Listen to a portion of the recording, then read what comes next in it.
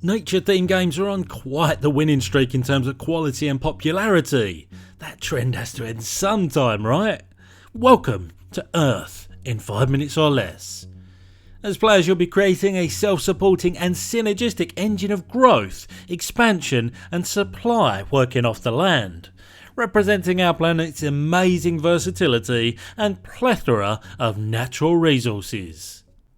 The mechanical platform here is hand management. There are 3 main types of cards: events that have one-time effects, terrain that contributes to your engine and provides endgame objectives, and flora that you'll place alongside terrain in your tableau and which form the bulk of what you'll be playing, functionally synergising with the actions you take.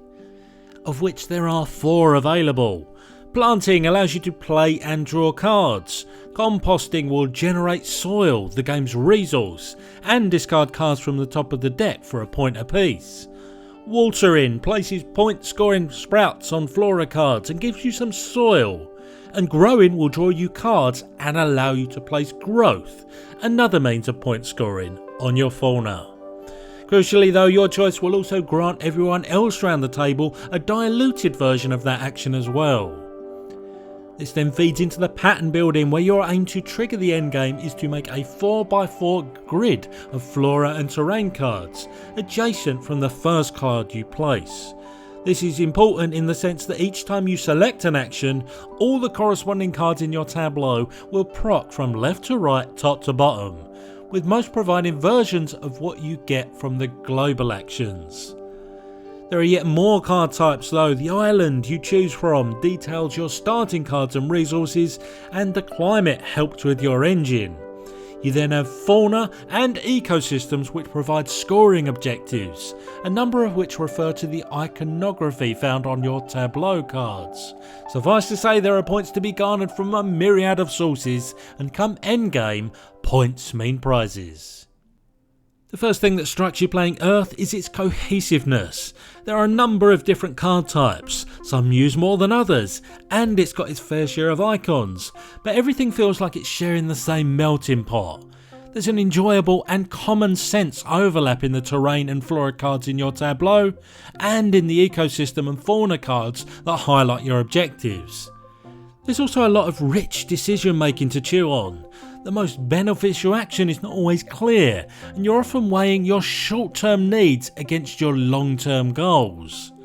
How you lay your cards out so they proc in the right sequence is important, but this all happens without a particular fear of analysis paralysis, as the rudimentary point salad mechanics ensure this isn't much of an issue.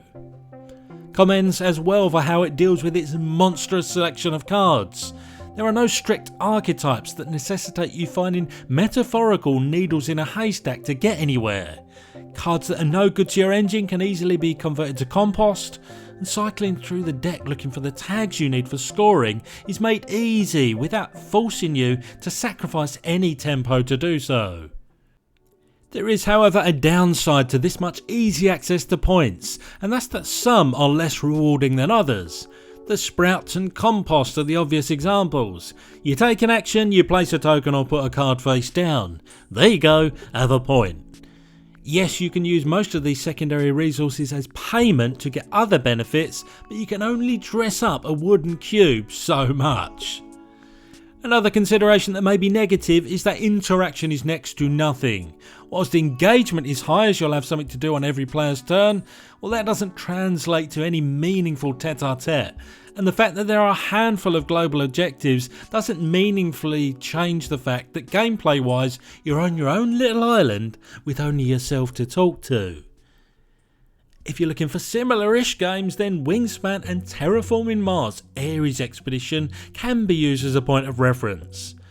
As for Earth though, it's another win for nature themes and a thoroughly well-rounded medium weight beauty. Alas, I've been the voice of Benji, and this video has ended. Did you know that the Earth is the only planet in the solar system not named after gods, and simply means the ground?